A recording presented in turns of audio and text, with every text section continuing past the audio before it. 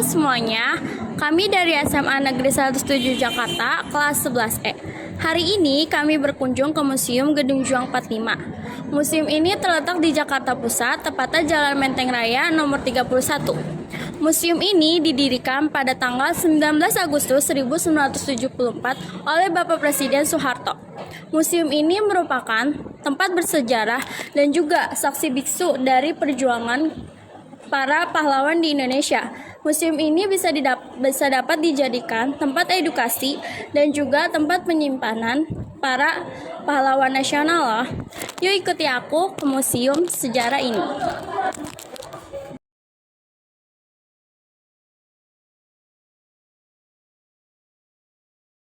Ini ada ruang pendahuluan perjuangan.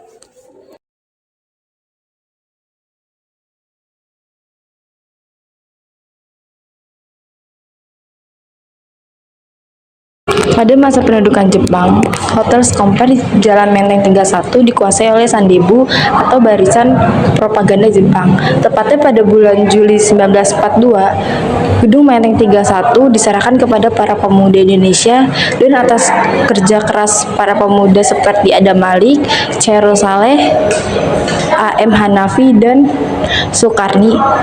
Gedung Menteng 31 dijadikan asrama Angkatan Baru Indonesia.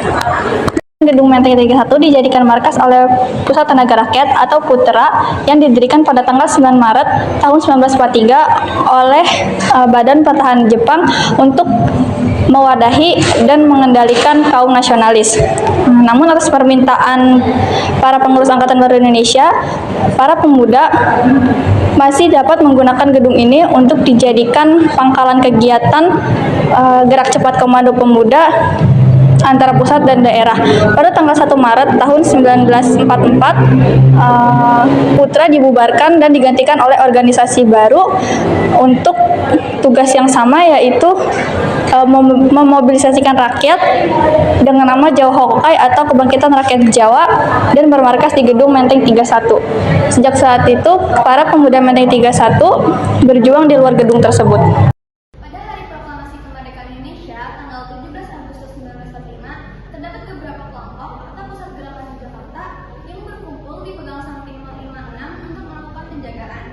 Menurut catatan Nasihat Anwar, kelompok tersebut adalah kelompok pelajar yang terdiri dari para pelajar kedokteran dengan pusat gerakan di Asrama Perapatan 10, kelompok pemuda yang bermarkas di Menteng 31, kelompok pelajar di Cikini 71, kelompok pelajar Islam di Balai Muslimin atau Kramat 19, serta kelompok PETA dan kelompok Barisan Pelopor.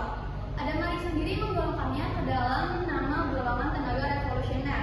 Ada golongan Soekarni, golongan Syahrir, golongan Fajar, dan golongan Kaidun atau orang Indonesia yang bekerja di Dinas Angkatan Laut Jepang. Pada hari proklamasi kemerdekaan dilaksanakan, Sudiryo mengerahkan barisan pelopor untuk datang ke Penggangsaan 56 untuk menjaga keamanan bersenjata golok dan bambu runcing. Dari PETA, Latif Hendraningrat menyuruh anak buahnya datang dengan lengkap dengan senjatanya.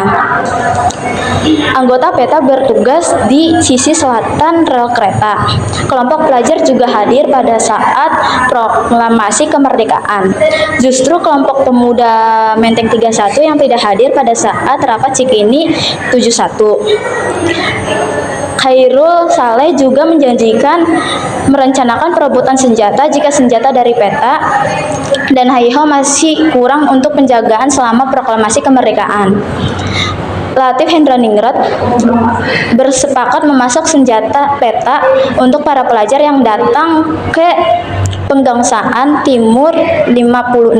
Pada pasca proklamasi kemerdekaan, para pemuda Menteng 31 ini kemudian melebur dengan Komite Van Aksi Revolusi Proklamasi dan berhasil merebut kembali Gedung Menteng 31 dari tangan Jawa Hokai pada tanggal 23 Agustus 1945. Nah, program pertama dari Komite Van Aksi ini yaitu mendesak agar dibentuknya Komite Nasional Indonesia Pusat atau KNIP dan menjadikan Pembela Tanah Air atau PETA serta HIHO sebagai Tentara Rakyat Indonesia atau TRI.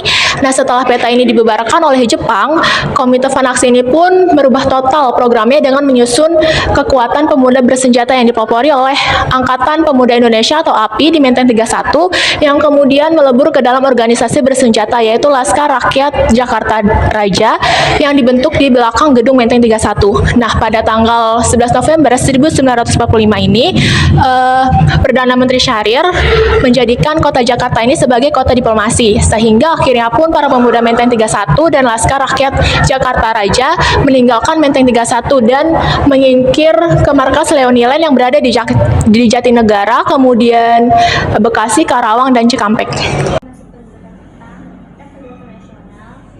Yang digunakan sebagai markas para pemuda radikal dalam melancarkan aksi kemerdekaan dari Tanah Indonesia bulan Juli 1942. Menteng 31 menjadi asrama Angkatan Baru Indonesia, tempat berkumpulnya para pemuda radikal yang melangkahkan bersama kemerdekaan Indonesia.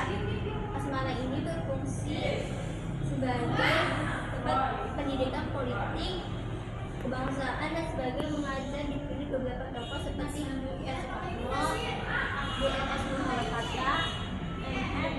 Muhammad Yamin, M.S. Soeharto, M.F. Ahmad Soebarjo, M.Z. Darmanin, M.P. Dahyo, B.F. Muwardi, Sanusi Pane, Ki Hajarwistana, dan M.N. Amir dari Tokoh Pergerakan Nasional sebagai tenaga pengajar, dan juga ikut terlibat dalam tenaga pelajar. Nah, selanjutnya ada perawakan kecil dan langsung mendapatkan julukan diapai karena tinggal dan kedekatannya dengan masyarakat di Buitin, Tijer, Gestrat, Glodok, dan merupakan wilayah etnis Tionghoa. Seorang pemuda radikal yang selalu berjuang di bawah tanah dan pengembun tanpa dan juga kader Pari dan Malaka. Namun menerima Bung Karno sebagai leader karena Bung Karno dianggap kode revolusi dan sebagai pemersatu Indonesia. Hanafi, Gedung Menteng 31 tidak lepas dari kisah Hanafi. Pemuda Bengkulu ini disebut sebagai emas Soekarno. Saleh merupakan seorang pemuda intelektual, student RH dan ketua PPI. Bersama Soekarno dan A.M. Hanafi, Khairul Saleh menjalankan asrama Angkatan Muda Indonesia dan Komite Fan Aksi sebagai wakil ketua. Selanjutnya yaitu ada Menteng 31, tempat merancang berbagai aksi. Gedung Menteng 31 merupakan tempat merancang berbagai aksi dalam merebut dan mempertahankan kemerdekaan Indonesia. Para pemuda pergerakan pada waktu menggunakan Menteng 31 sebagai pusat kegiatan menuju kemerdekaan. Termasuk salah satunya adalah rencana membawa Bung Karno dan Bung Hatta ke Rengas Dengklok untuk melakukan proklamasi kemerdekaan sesegera mungkin. Untuk proklamasi kemerdekaan, berbagai macam aksi juga dibentuk di gedung ini melalui Komite Fan Aksi yang dibentuk pada tanggal 18 Agustus 1945 oleh 11 tokoh. Berbagai aksi dari komite ini yaitu mendesak agar dibentuk Komite Nasional Indonesia Pusat atau KNIP. PETA dan AIHO dijadikan Tentara Rakyat Indonesia atau TRI.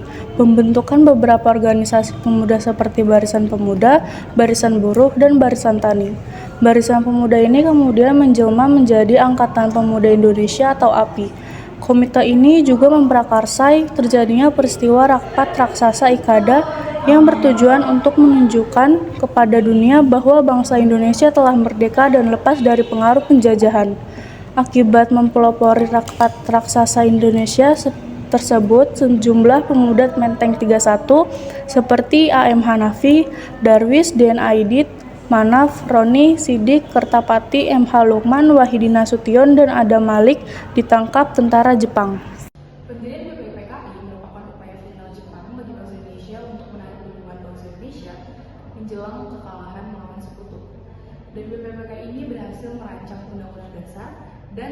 Soekarno-Hatta merupakan bagian dari lembaga itu. Dan pada tanggal 7 Agustus 1945, Panitia Persiapan Kemerdekaan Indonesia atau yang dikenal sebagai PPKI dibentuk untuk mengantisipasi situasi perang yang tidak menentu.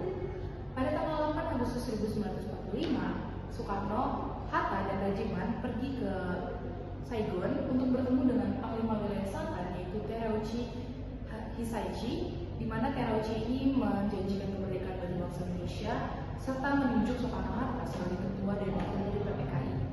Dan pada tanggal 15 Agustus 1945, Jepang mengumumkan penyerahan tanpa syarat kepada sekutu dan berakhirlah masa kekuasaan Jepang di Indonesia selama 3 tahun menduduki Indonesia. Selama pendudukan Jepang di Indonesia, dari tahun 1942, Soekarno-Hatta sudah dikenal sebagai sosok tunggal melalui kesaksian Syahrir yang menceritakan pertemuan mereka bertiga untuk mengatur strategi perjuangan, di mana Soekarno dan Hatta akan berjuang dengan bekerja sama dengan Jepang, sementara Syahrir akan berjuang di bawah tanah untuk mempersiapkan kemerdekaan Indonesia. Selanjutnya ada Panglima Besar Sudirman telah tiada. Pada tanggal 29 Januari 1960, Panglima Besar Sudirman wafat sejak dibentuknya Angkatan Perang Kus-Apres. Beliau belum sempat mengambil jabatan selaku pimpinan Angkatan Perang karena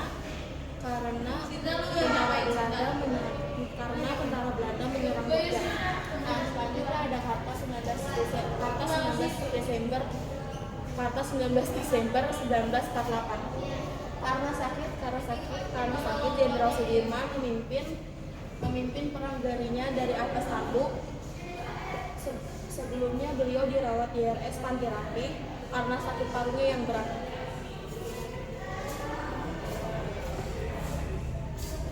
Tanggal 22 Oktober 1946 di Jakarta berlangsung Indonesia Belanda untuk menyelesaikan konflik dan guna mencapai penyelesaian dekolonisasi delegasi Belanda. Dilanjutkan di Desa Linggajati, Kuningan, Jawa Barat. Di tempat ini Soekarno-Hatta terlibat karena peran khusus keduanya dapat dicapai persetujuan antara pihak Indonesia dan Belanda. Setelah melalui perjanjian alot pada masing-masing parlemen pada tanggal 25 Maret 1947, akhirnya disetujui perjanjian Linggajati di Istana Distrik Jakarta yang sekarang menjadi Istana Negara. Selanjutnya ada perjanjian Renville. Dengan bertempat di atas kapal perang Angkatan Laut Amerika Serikat USS Renville pada tanggal 8 Desember 1947, dimulailah perundingan Indonesia-Belanda pasca aksi polisional pertama. Perdana Menteri RI saat itu dijabat oleh Mr. Arif Syarifuddin yang merupakan Perdana Menteri Kabinet yang ke-6. Hasil persetujuan Renville baru dapat terlaksana pada tanggal 17 Januari 1948. Persetujuan Renville dapat dikatakan sebagai kemunduran karena wilayah RI menjadi lebih sempit. Selanjutnya konferensi meja bundar bertempat di Riederzool Den Haag pada tanggal 23 Agustus 1949. Perdana Menteri Belanda Dr. Willem Brandt secara resmi membuka konferensi meja bundar atau KMB.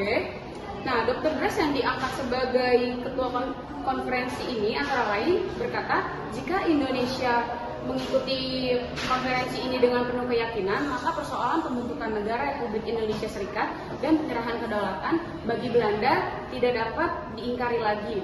Lalu oleh karena itu diharapkan agar kedua belah pihak Indonesia benar-benar menciptakan landasan kerjasama yang langgeng dengan Belanda demi tercapainya keberhasilan kedua belah pihak. Konflik Indonesia yang berakhir dalam sidang KMB ini tidak hanya menyelesaikan konflik kedua dan negara bangsa itu, tetapi juga menyelesaikan masalah konflik Indonesia sendiri, yaitu antara BFO, yaitu Bijemkomst for Federal Overleg, atau Musyawaratan Negara-Negara Federal dan Republik Indonesia. Pada tanggal 2 November 1949, dokumen KMB ditandatangani oleh Indonesia, Belanda, dan United Nations Commission for Indonesia, yaitu lembaga PBB yang melingari pertikaian Belanda Indonesia. Dari pihak Indonesia diwakili oleh Bung Hatta selaku Perdana Menteri Republik Indonesia dan Sultan Hamid selaku Ketua BFO atau Bijemkomst Federal Overleg, yaitu pertemuan untuk permusyawaratan federal, dan oleh pihak kerajaan Belanda, yaitu Menteri Daerah Seberang Lautan, Mr. J.H. Van Marsden. Selanjutnya yaitu hasil dari konferensi meja bundar. Yang pertama yaitu Belanda menyerahkan kedaulatan Hindia Belanda kepada RIS. Yang kedua, masalah Irian Barat akan dibicarakan setahun setelah diadakannya acara penyerahan kedaulatan. Yang ketiga, yaitu kapal-kapal perang Belanda akan ditarik dari RIS dengan catatan bahwa beberapa korvet atau kapal perang kecil akan diserahkan kepada Republik Indonesia Serikat. Yang keempat, untuk menindaklanjuti KMB, maka dilaksanakan Presiden RIS pada tanggal 16 Desember 1949 yang akhirnya Insinyur Soekarno terpilih menjadi Presiden Republik Indonesia Serikat. Dengan adanya KMB ini, Indonesia berhasil mendapatkan kedaulatannya. Acara penyerahan kedaulatan dilaksanakan pada tanggal 27 Desember 1949. Nah, selanjutnya di belakang saya adalah ilustrasi pada saat perobekan bendera Belanda di Hotel Yamato. Pada tanggal 19 September 1945, Belanda mulai memicu amarah para pemuda di Surabaya. Belanda mengibarkan benderanya yaitu merah, putih, dan biru di Hotel Yamato. Oleh karena itu, para arek-arek Surabaya marah dan ikut memanjat tiang Hotel Yamato dan merobek warna biru di bendera Belanda tersebut. Peristiwa Rengas Dengklok adalah peristiwa penculikan yang dilakukan oleh sejumlah pemuda. Peristiwa ini didasarkan karena perbedaan pendapat antara golongan muda dan golongan tua. Saat itu, golongan tua berpendapat lebih baik proklamasi kemerdekaan dilakukan melalui PPKI, sementara golongan muda berpendapat bahwa proklamasi kemerdekaan tidak perlu dilakukan melalui PPKI karena golongan muda masih berpikir bahwa PPKI itu masih kaki tangan Jepang dan mereka ingin melindungi golongan tua yaitu Soekarno dan Muhammad Hatta dari hasutan Jepang untuk mengubur kemerdekaan. Selain itu, golongan muda juga berpendapat jika proklamasi kemerdekaan dilakukan oleh PPKI, maka hasil jerih payah tidak akan ternilai dan seakan-akan kemerdekaan malah menjadi pemberian Jepang. Pada tanggal 16 Agustus 1945 pada pukul 3 pagi, Soekarno dan Hatta dibawa ke Rengas Dengklok, Karawang untuk didesak agar mempercepat proklamasi kemerdekaan Republik Indonesia sampai dengan terjadinya kesepakatan antara golongan tua yang diwakili oleh Soekarno, Hatta, serta Mr. Ahmad Subarjo dengan golongan muda tentang kapan akan dilaksanakannya proklamasi kemerdekaan Republik Indonesia, terutama setelah Jepang mengalami kekalahan Perang Pasifik. Proklamasi kemerdekaan Republik Indonesia rencananya akan dibacakan oleh Bung Hatta dan Ibu Soekarno pada hari Jumat 17 Agustus 1945. Ada dua pilihan lokasi untuk pembacaan proklamasi. Yang pertama yaitu di lapangan Ikada yang sekarang telah menjadi lapangan Monas, dan yang kedua yaitu di rumah Bung Karno yaitu di Jalan Pegasan Timur nomor 56. Rumah Bung Karno pun akhirnya dijadikan pilihan untuk menghindari kericuhan antara penduduk dan tentara Jepang. Karena tentara Jepang pada saat itu sudah mengepung atau berjaga-jaga di lapangan Ikada setelah mendapat informasi bahwa ada acara yang akan digelar di lokasi tersebut. Teks proklamasi ini disusun di Rengas Dengklok. Pada awalnya Bung Karno dan Bung Hatta ditempatkan di sebuah gubuk tua yang tidak layak kondisinya. Lalu atas usulan Kiai Haji Darif, pejuang dari Klender, kepada Soekarno dan kawan-kawannya agar Bung Karno dan Bung Hatta ditempatkan di tempat yang layak, maka dipilihlah rumah saudagar dari Tionghoa yang bernama Jiao Kiesiong. Bendera merah putih telah dikibarkan oleh para pejuang di Rengas Dengklok pada hari Kamis 16 Agustus 1945 sebagai persiapan proklamasi kemerdekaan Indonesia. Mendapatkan berita dari Jakarta, maka Yusuf Kunto dikirim untuk berunding dengan para pemuda-pemuda yang ada di Jakarta. Namun sesampainya di Jakarta, Kunto adalah sudah menemui Kana dan Mr. Ahmad Subarjo. Kemudian Kunto dan Subarjo ke Rengas Dengklok untuk menjemput Soekarno, Hatta, Fatmawati dan Kunto dan Subarjo mengundang Bung Karno dan Hatta untuk membacakan proklamasi di Jalan Pegasan Timur nomor 56 di Gedung Bung Karno. Tanggal 16 Agustus tengah malam rombongan tersebut sampai ke Jakarta. Pada tanggal 17 Agustus 1945, pernyataan proklamasi dikumandangkan dengan teks proklamasi kemerdekaan Indonesia. Akan menjelaskan perang gerilya saat agresi militer Belanda 1914 1948, Panglima Besar Sudirman segera menerbitkan Perintah Kilat nomor 1 yang berbunyi TNI dan rakyat mulai saat ini melakukan perang gerilya. Meskipun dalam kondisi sakit dan harus ditaduk, beliau memimpin perlawanan rakyat semesta sampai Belanda menarik pasukannya dari wilayah Republik Indonesia pada bulan Juli 1949. Strateginya adalah Republik Indonesia diplomas dan bertempur. Selanjutnya saya akan menjelaskan Front Jakarta Timur. Pada tanggal 19 November 1945, keluarlah maklumat pemerintah tentang pemusatan Tentara Keamanan Rakyat di sekeliling kota Jakarta.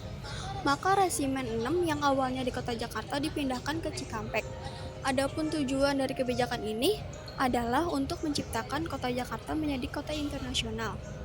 Lalu foto di atas tampak dengan teropong Komandan Resimen Letko Mufraini Mukmin bersama para perwira Resimen 6 Cikampek sedang bersiaga. Lalu foto yang kedua, anggota TKR Resimen 6 sedang berjaga di perbatasan Indonesia dengan Belanda di Fort Bekasi. Selanjutnya adalah ada pembentukan Tentara Pembela Tanah Air. Pembentukan Tentara Pembela Tanah Air merupakan pasukan yang dibentuk pada masa pendudukan Jepang. Pada 3 Oktober 1943, berdasarkan Osamu Seirei nomor 44 yang diumumkan oleh Panglima Tentara ke-16 Letnan Jenderal Kumakichi Harada. Nah, lalu gambar di atas merupakan Bung Karno saat mengikuti pelatihan ketentaraan pembentukan Tentara Pembela Tanah Air. Lalu gambar yang di bawah merupakan Cudancu Latif Hendra Diningrat sedang melatih pertahanan dari serangan udara musuh. Baik, di sini selanjutnya ada mobil Rap 2. Mobil Rap 2 ini pada mulanya digunakan oleh perusahaan yang bernama Johan Johar, milik perusahaan-perusahaan yang merupakan paman dari Muhammad Hatta. Nah, dengan maksud untuk membantu mobilisasi perjuangannya dan juga menghindari dari perampasan militer Jepang. Mobil ini adalah mobil yang digunakan Presiden Soekarno saat terjadi peledakan granat di perguruan Cikini. Saat itu Presiden Soekarno sedang menghadiri acara bazar perguruan Cikini atau yang disebut dengan Percik, sehingga mobil ini lebih dikenal dengan mobil peristiwa Cikini. Peledakan granat tersebut merupakan peristiwa percobaan pembunuhan terhadap Soekarno pada tanggal 30 November 1957 kurang lebih di jam 9 malam.